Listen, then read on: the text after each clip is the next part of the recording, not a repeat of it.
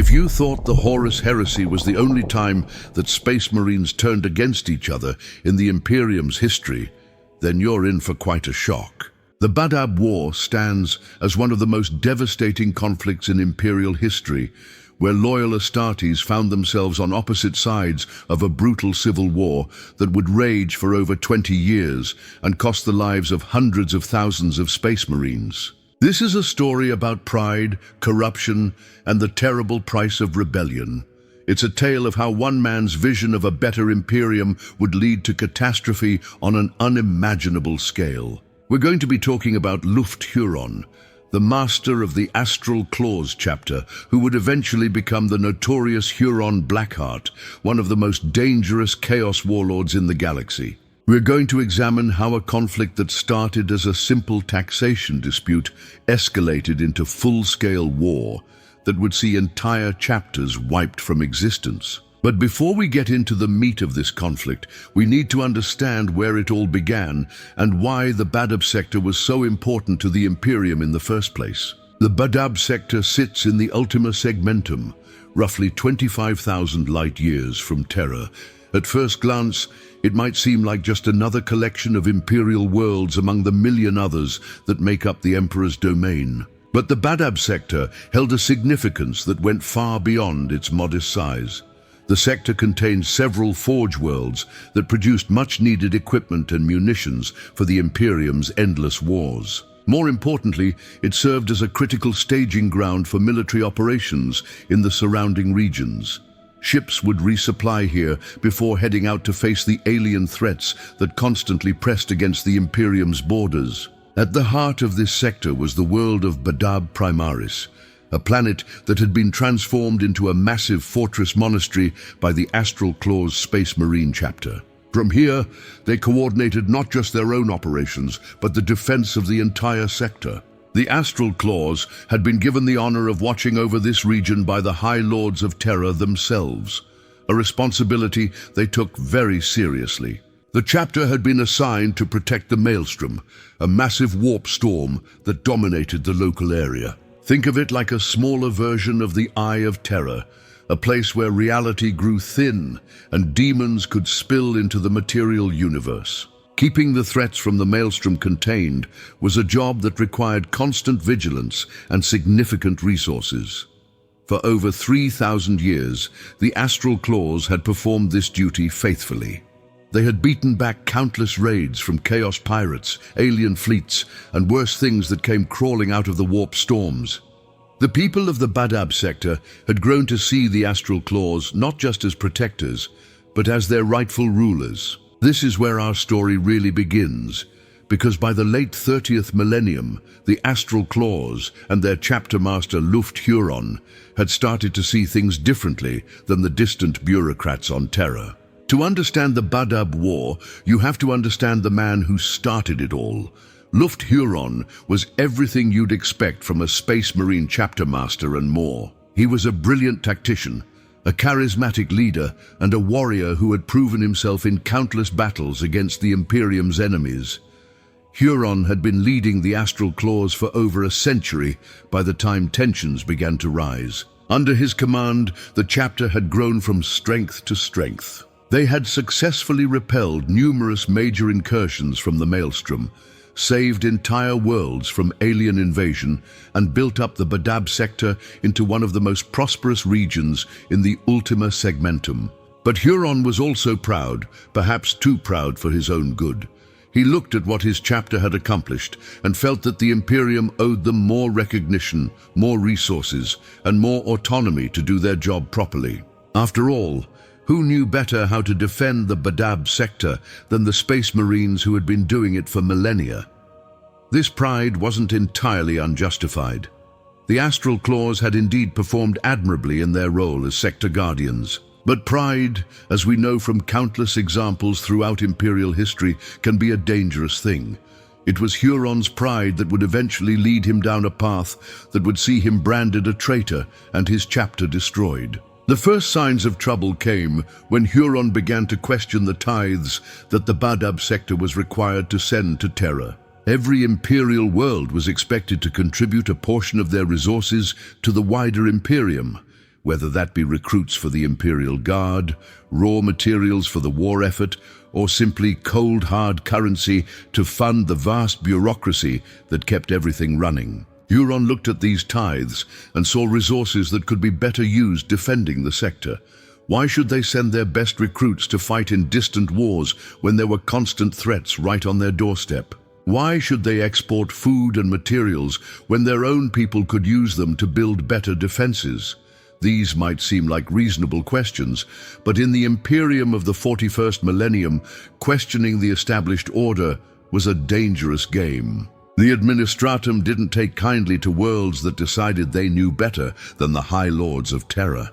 The troubles really began in 901 M41, when the Administratum sent a routine audit to assess the tithes coming out of the Badab sector. What they found horrified them. Not only were the tithes significantly lower than they should have been, but some worlds had stopped paying altogether. When the auditors demanded an explanation, Huron's response was defiant. He argued that the reduced tithes were necessary to maintain the sector's defenses. The maelstrom was becoming increasingly active, he claimed, and more resources were needed to contain the threats emerging from it. The Administratum wasn't buying it. They had records going back centuries, and while there had indeed been an uptick in chaos activity, it didn't justify the massive reduction in tithes. They suspected that Huron was simply keeping the resources for his own purposes. They were right. Huron had been using the withheld tithes to expand his chapter beyond the traditional 1,000-man limit imposed by the Codex Astartes. The Astral Claws now numbered somewhere around 3,500 battle brothers, making them one of the largest chapters in the Imperium. This was a serious violation of Imperial law. The Codex Astartes existed for good reasons, the primary one being to prevent any single chapter from becoming powerful enough to threaten the Imperium itself. The memory of the Horus heresy was still fresh in the minds of the High Lords, and they were determined never to let another War Master accumulate that kind of power. But Huron didn't see it that way. To him, the expansion was a military necessity. The threats facing the Badab sector were real and growing. 1,000 Space Marines simply weren't enough to patrol the entire region and respond to multiple simultaneous threats. Every additional battle brother meant more worlds saved, more lives protected. The Administratum saw it differently. They saw a rogue chapter master who was accumulating power and resources in direct violation of Imperial law. They demanded that Huron reduce his chapter to regulation size immediately and pay the back tithes that were owed. Huron's response was to declare the Badab sector's independence from Imperial rule. The Declaration of Independence came in 904.M41 and sent shockwaves throughout the Imperium. Huron announced that the Badab sector would no longer recognize the authority of the High Lords of Terra. Instead, it would govern itself as an independent realm dedicated to protecting humanity from the threats of the Maelstrom. This wasn't presented as a rebellion against the Emperor, mind you. Huron was careful to frame it as a necessary separation from a corrupt and inefficient bureaucracy that was hampering his ability to serve the Emperor's will. He claimed that the distant administrators on Terra had lost touch with the realities of defending the Imperium's frontiers. To support his position, Huron pointed to the countless victories his chapter had won against chaos and alien forces. He highlighted the prosperity and security that the Badab sector had enjoyed under his rule. He argued that independence would allow him to better serve the Emperor by focusing entirely on the sector's defense without interference from ignorant bureaucrats. It was a compelling argument, at least on the surface. Many of the sector's inhabitants supported Huron's decision. They had lived under Astral Claw's protection for generations and had come to see Huron not as their overlord, but as their rightful ruler. The idea of returning to direct imperial rule with all its corruption and inefficiency was not appealing. But declaring independence was one thing, making it stick was quite another. The Imperium had dealt with rebellious worlds before, and it had well-established procedures for bringing them back into line. Usually this involved sending in the Imperial Guard to remind the rebels who was really in charge. However, this situation was different. This wasn't some planetary governor who had gotten too big for his britches. This was a Space Marine chapter master with over 3,000 Astartes at his command, along with a significant fleet and the support of an entire sector's worth of resources. The High Lords of Terror faced a dilemma. They couldn't simply ignore Huron's rebellion, as that would encourage other sectors to follow suit, but a direct military confrontation with the Astral Claws would be incredibly costly, both in terms of resources and lives. Their solution was to try diplomacy first. They sent envoys to negotiate with Huron, hoping to convince him to abandon his rebellion in exchange for certain concessions. Perhaps they could work out some kind of compromise that would allow Huron to maintain greater autonomy while still remaining part of the Imperium. But Huron was no longer in a mood to compromise. He had crossed the line by declaring independence, and he knew there was no going back. Any sign of weakness now would invite his enemies to attack. Instead of negotiating, he began to prepare for war. Huron wasn't naive enough to think that the Astral Claws could stand alone against the entire Imperium. If he was going to make his rebellion stick, he would need allies. Fortunately, he found them in unexpected places. The first to join his cause were the Mantis Warriors, a Space Marine chapter that had been operating in the region for several centuries. Their chapter master, Khoisan Neoterra, had grown frustrated with what he saw as the Imperium's neglect of the frontier regions. When Huron approached him with promises of greater resources and autonomy, Neoterra was receptive. The Mantis Warriors brought significant strength to Huron's cause. They were specialists in stealth and guerrilla warfare, skills that would prove invaluable in the coming conflict. More importantly, their participation legitimized Huron's rebellion. This wasn't just one rogue chapter anymore. It was a coalition of Space Marines who believed that the current system wasn't working. Next to join were the Lamenters, a chapter with a long and tragic history of bad luck and persecution. The Lamenters had always struggled with their cursed gene seed, which made them prone to devastating losses in battle. They had been repeatedly censured by the Imperium for failures that were often beyond their control. When Huron offered them a chance to start fresh in the Badab sector, free from the constant suspicion and criticism they faced elsewhere, many within the chapter saw it as their salvation. Their chapter master agreed to bring the Lamenters into Huron's coalition. The final piece of the puzzle was the Executioners chapter. Unlike the others, the Executioners didn't join out of frustration with Imperial policy. Instead, they were motivated by their interpretation of honor and duty. They believed that the Astral Claws were being unfairly persecuted for doing their job too well, and they felt obligated to stand with their brother Marines. With these 3 chapters at his side, Huron commanded a force of over 7,000 Space Marines. Combined with the sector's PDF forces, naval assets, and industrial capacity, it represented a formidable military power. More importantly, it sent a clear message to the Imperium that this rebellion had significant support among the Astartes themselves. News of the expanding rebellion sent the High Lords of Terror into crisis mode.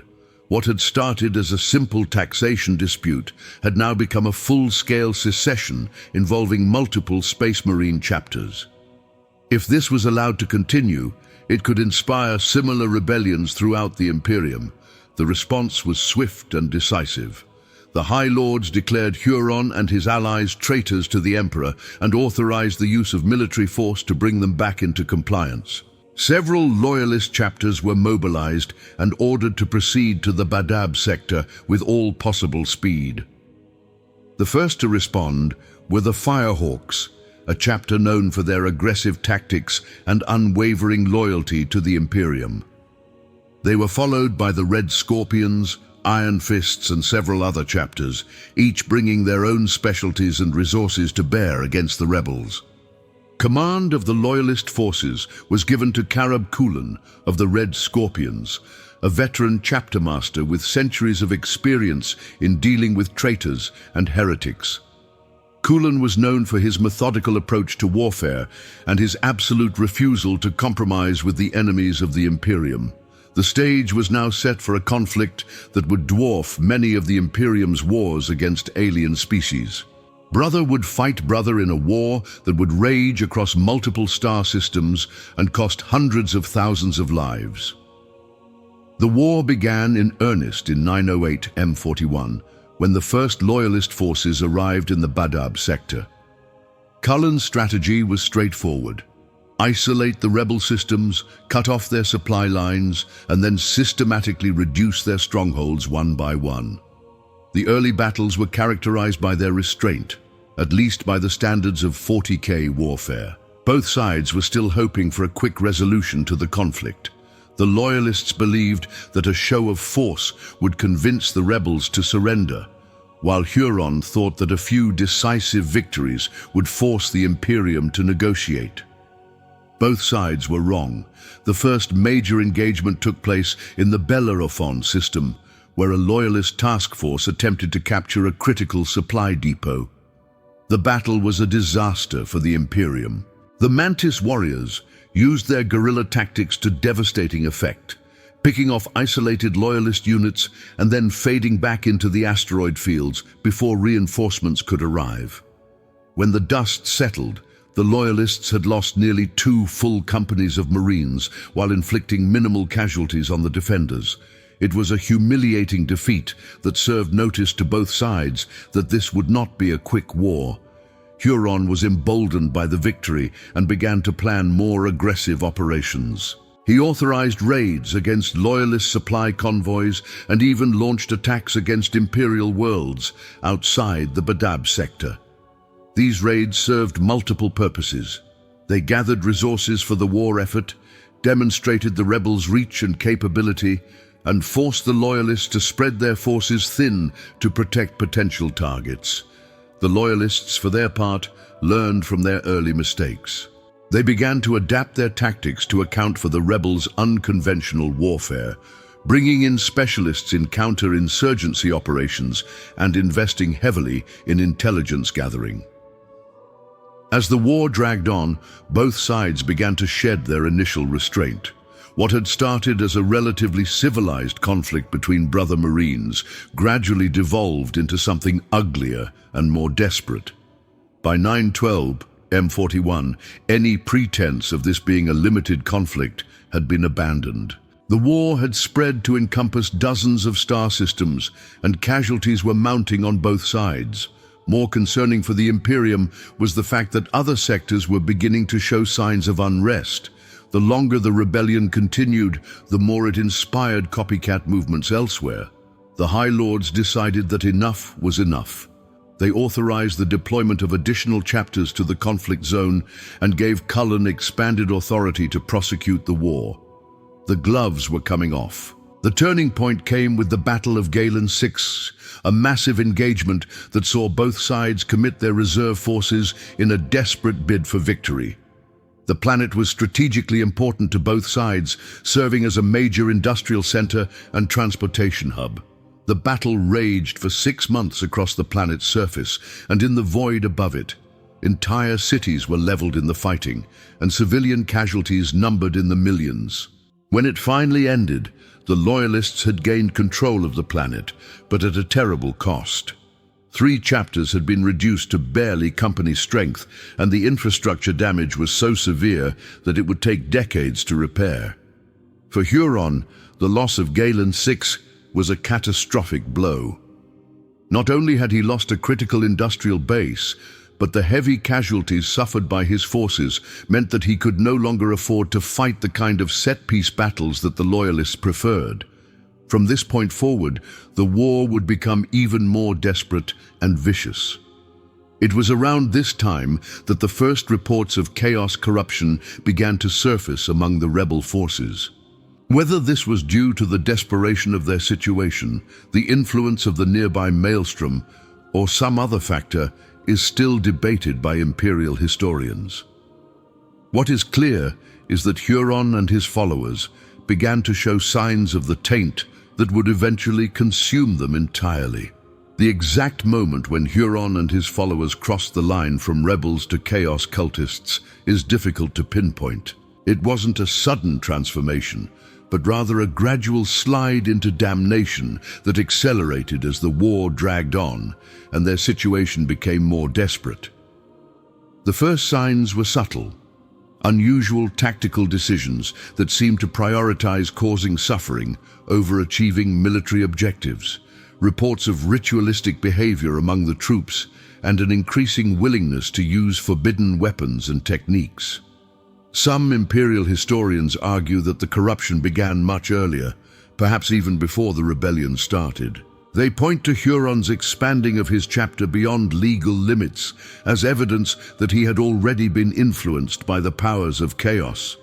According to this theory, the entire rebellion was orchestrated by dark forces seeking to turn the astral claws against the Imperium.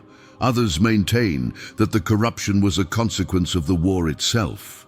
Faced with mounting losses and the very real prospect of defeat, Huron and his followers turned to increasingly desperate measures to save their cause. When conventional tactics failed, they began to experiment with forbidden knowledge and dark rituals. The truth, as is often the case in the grim darkness of the 41st millennium, probably lies somewhere in between. The Maelstrom had always been a source of chaotic influence in the region, and it's likely that this had affected the astral claws over the centuries of their vigil. The stress and desperation of the war simply accelerated a corruption that was already present.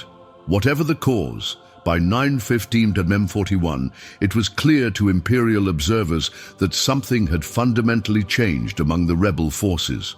Captured prisoners spoke of strange new rituals and practices. Intercepted communications contained references to dark powers and forbidden knowledge.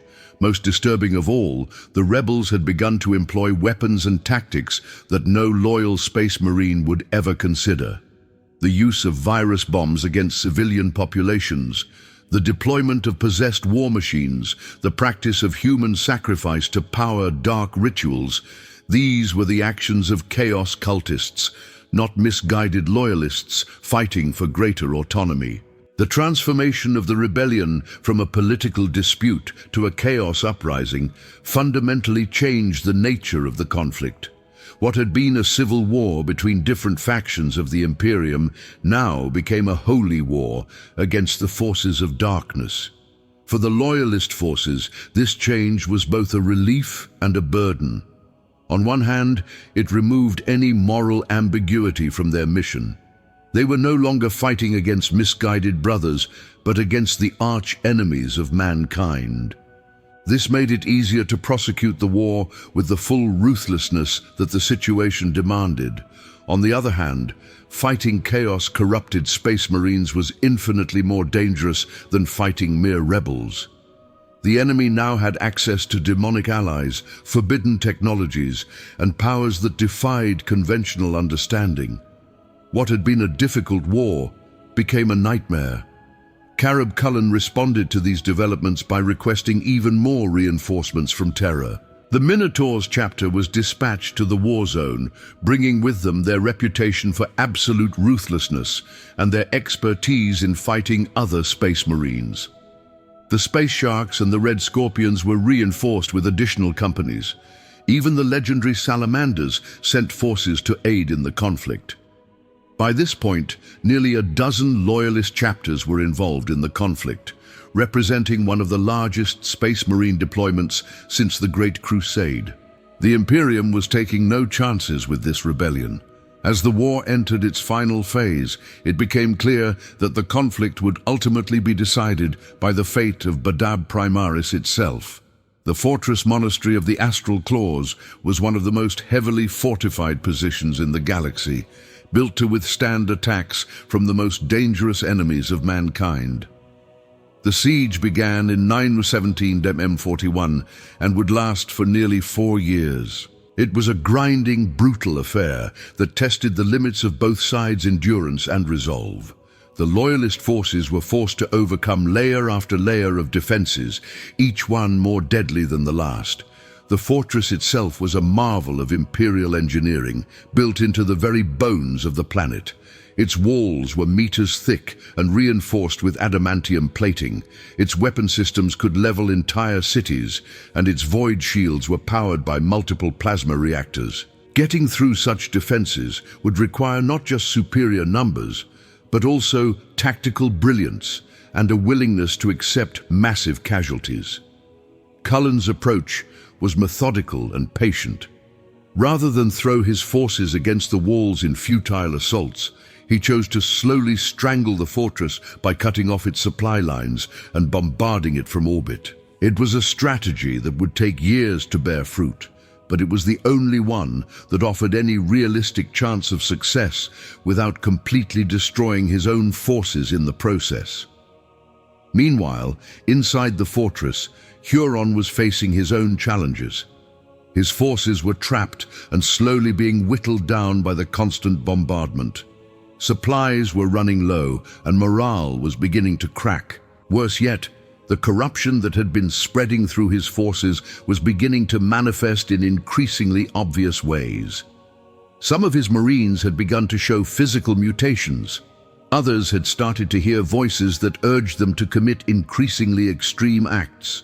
A few had disappeared entirely, only to be found later as barely recognizable monstrosities in the lower levels of the fortress. Huron himself was changing.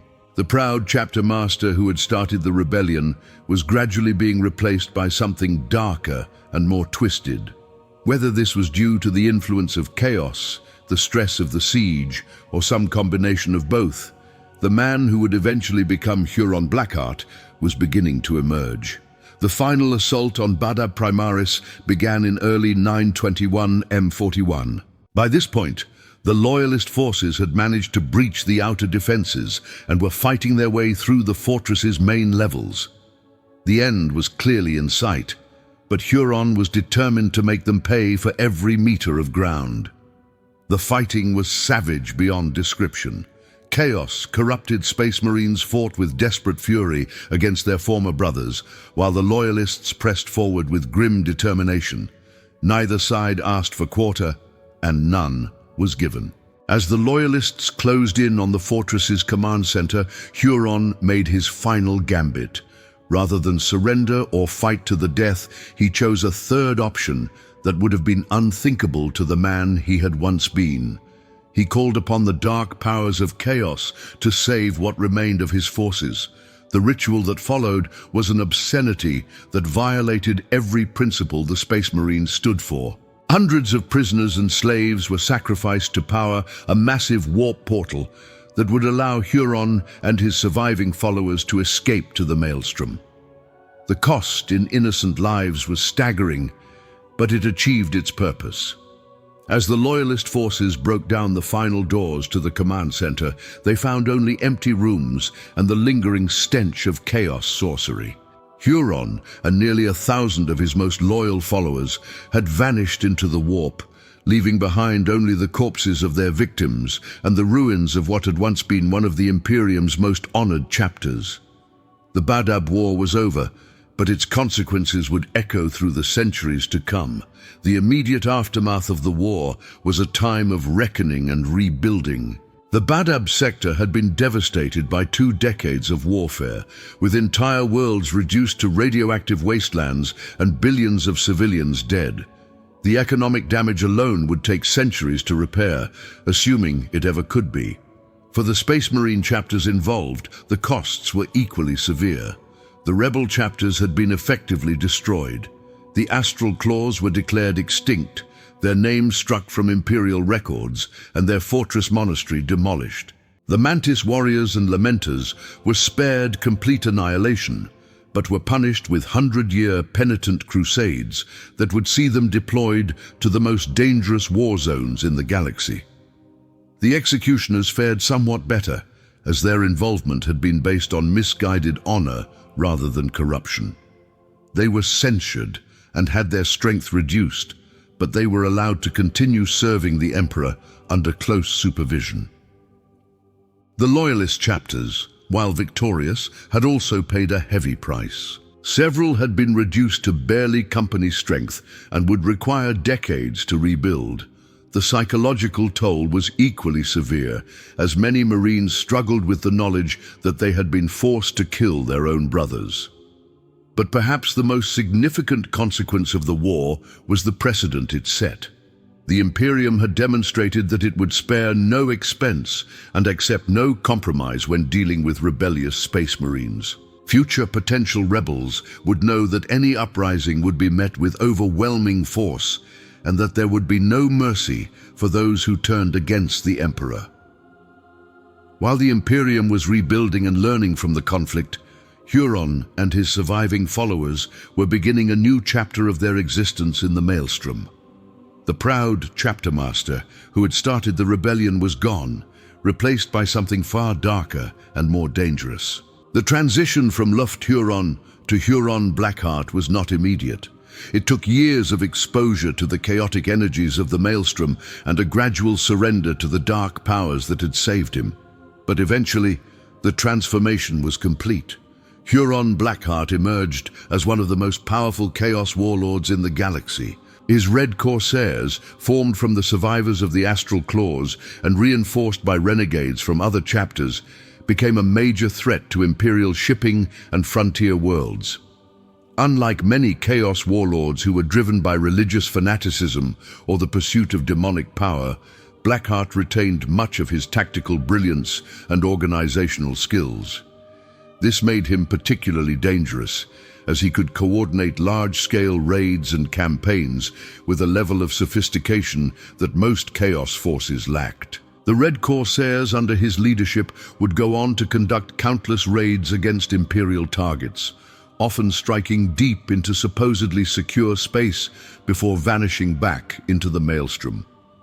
They became masters of hit-and-run warfare, using their knowledge of Imperial tactics and organization to devastating effect. The Badab War should have served as a warning to the Imperium about the dangers of ignoring the needs and concerns of its military forces. Huron's initial complaints about inadequate resources and excessive bureaucratic interference were not entirely without merit. The rigid taxation system and distant administration that characterized Imperial rule often did make it difficult for frontier forces to do their jobs effectively. But rather than addressing these underlying issues, the Imperium's response was to double down on centralized control and harsh punishment for those who questioned the system. In the aftermath of the war, new regulations were put in place to monitor Space Marine chapters more closely and to prevent any single commander from accumulating too much power. While these measures may have prevented another Badab War, they also created new problems. The increased surveillance and restrictions made many loyal chapters feel like they were being treated as potential traitors rather than trusted servants of the Emperor. This erosion of trust would have consequences that extended far beyond the Badab sector. The war also demonstrated the danger of allowing corruption to take root among the Space Marines. The gradual slide of the rebel forces from legitimate grievances to chaos worship showed how easily even the most loyal servants could be turned against the Imperium under the right circumstances. Today, nearly a century after the end of the Badab War, its effects are still being felt throughout the Imperium.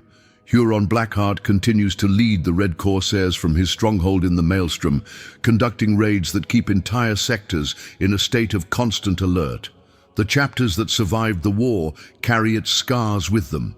The Lamenters, in particular, have struggled to rebuild their strength while serving their penitent crusade. Many within the chapter believe that they are cursed to suffer for their participation in the rebellion, a belief that has only been reinforced by their continued string of disasters and setbacks. The Mantis warriors have fared somewhat better, but they too bear the mark of their past mistakes. Their reputation has been forever tainted by their association with the rebellion, and they must constantly prove their loyalty to suspicious Imperial commanders. Even the loyalist chapters that fought against the rebels have been affected. Many carry a deep suspicion of their brother Marines, wondering whether corruption might be lurking beneath the surface of even the most seemingly loyal chapters. This paranoia has made cooperation between chapters more difficult and has contributed to a general atmosphere of mistrust within the Astartes. Looking back at the Badab War with the benefit of hindsight, it's clear that this tragedy could have been avoided if cooler heads had prevailed on both sides. Huron's initial concerns about the sector's defense needs were legitimate and could have been addressed through negotiation and compromise. Similarly, the Administratum's demands for proper tithes and adherence to the Codex Astartes were not unreasonable.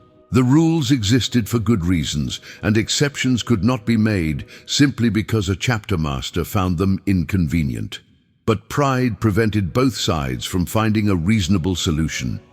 Huron's pride in his accomplishments and his belief that he knew better than distant administrators made him unwilling to compromise. The Imperium's pride in its authority and its fear of appearing weak made it unwilling to show flexibility. The result was a war that cost hundreds of thousands of lives and created problems that continue to plague the Imperium to this day. It serves as a reminder that even in the grim darkness of the 41st millennium, some of the greatest threats to humanity come not from alien monsters or chaos demons, but from humanity itself. While much of the focus on the Badab War naturally centers on the Space Marine chapters involved, it's important to remember the civilian populations that bore the brunt of the conflict's costs. Billions of ordinary Imperial citizens lived and died in the war zone, their fates largely ignored by the mighty warriors fighting above their heads. Entire worlds were turned into battlefields, with cities reduced to rubble and populations forced to flee their homes. The industrial capacity that had made the Badab sector so valuable was largely destroyed, leading to economic consequences that rippled throughout the surrounding regions. The human cost of the war extended far beyond the immediate casualties. Families were torn apart, communities destroyed, and entire cultures wiped out. The social fabric of the sector was so thoroughly disrupted that some worlds never recovered their pre-war populations or prosperity.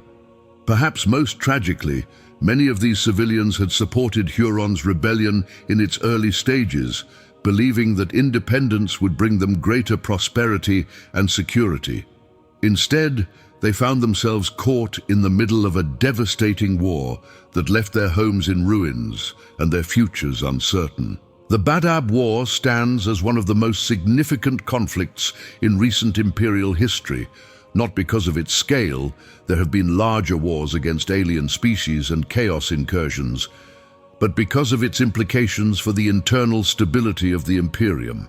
It demonstrated that the Space Marines, for all their loyalty and conditioning, were not immune to corruption and rebellion. It showed that legitimate grievances, if left unaddressed, could spiral into catastrophic conflicts that threatened the very foundations of Imperial authority. Most importantly, it served as a reminder that in the grim darkness of the 41st millennium, there are no easy answers and no perfect solutions. Even the most well-intentioned actions can have unintended consequences, and even the most loyal servants can fall to darkness under the right circumstances. The Badab War began as a dispute over taxes and ended with the creation of one of the galaxy's most dangerous chaos warlords. It started with legitimate concerns about sector defense and concluded with genocide and corruption on an unimaginable scale. It was a war that nobody wanted, but everybody felt compelled to fight, a tragedy born of pride, stubbornness, and the unforgiving nature of the universe itself. The story of the Badab War is ultimately a cautionary tale about the dangers of extremism and the importance of finding common ground even in the face of seemingly irreconcilable differences. Both sides had legitimate concerns and reasonable goals, but their inability to compromise led to a conflict that served nobody's interests and caused immeasurable suffering. For those of us looking back at these events from the perspective of the modern Imperium, the lessons are clear. Pride comes before a fall, corruption can take root in even the most loyal hearts, and the price of civil war is always higher than anyone expects to pay. The Badab War may be over, but its legacy lives on in the form of Huron Blackheart and his Red Corsairs, in the scars carried by the surviving chapters, and in the regulations and suspicions that now govern relations between the Space Marines and the rest of the Imperium. It remains one of the darkest chapters in Space Marine history, a reminder that even the Emperor's finest can fall from grace when pride and corruption overcome duty and honor. In the grim darkness of the 41st millennium, there is only war, and sometimes the most terrible wars are the ones we fight against ourselves. The tyrant of Badab may have been defeated, but the questions raised by his rebellion continue to echo through the halls of power on Terra. How much autonomy should be granted to those who defend the Imperium's frontiers? How can legitimate grievances be addressed without encouraging rebellion? And perhaps most importantly, how can the Imperium prevent another Luft Huron from arising in the future? These are questions that the High Lords of Terra continue to grapple with, knowing that the wrong answers could lead to another catastrophe like the Badab War. In a galaxy full of external threats, the last thing the Imperium needs is another civil war that weakens it from within. The Badab War ended over a century ago, but its shadow still falls across the Imperium of Man. It serves as a constant reminder that eternal vigilance is not just required against the alien, the mutant, and the heretic, but also against the pride and corruption that can turn even the most loyal servants into the greatest threats of all. In the end, the Badab War was a conflict that changed everything and resolved nothing.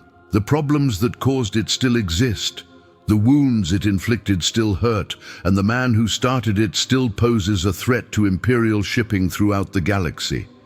It stands as perhaps the perfect example of how in the grim darkness of the 41st millennium there truly are no winners, only different degrees of loss.